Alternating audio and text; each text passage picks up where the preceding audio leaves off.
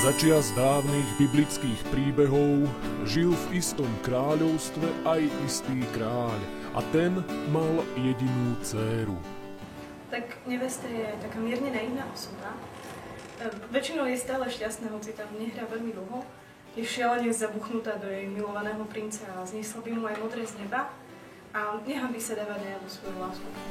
Kráľ svoju dcéru chystal vydať za princa zo susedného kráľovstva. Princ je múdry a krásny. Toto je rozprávka, ktorú dobre poznáme všetci. Nás preto zaujíma iný príbeh.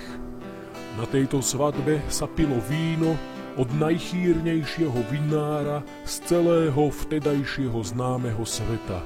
Má veľmi rád jednak svoju rodinu a aj ľudí okolo seba, pretože dáva prácu tým, ktorých ostatní ignorujú alebo odháňajú. Tento legendami opradený vinár mal obrovský majetok, manželku Je matka a žena, veľmi emancipovaná žena s vysokou frekvenciou hlasu. a 2 synov.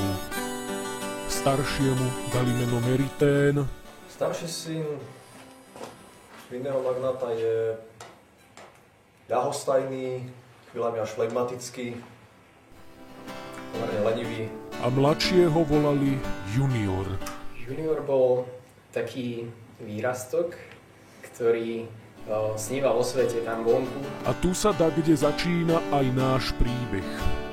Ak ste na ňu zvedaví aj vy, príďte si pozrieť divadelnú hru Junior alebo Podobenstvá v praxi. Divadlo Christopher Drama Community sa vám s ňou predstaví 9. júna v priestoroch Univerzitného pastoračného centra v Bratislave približne o 20:30.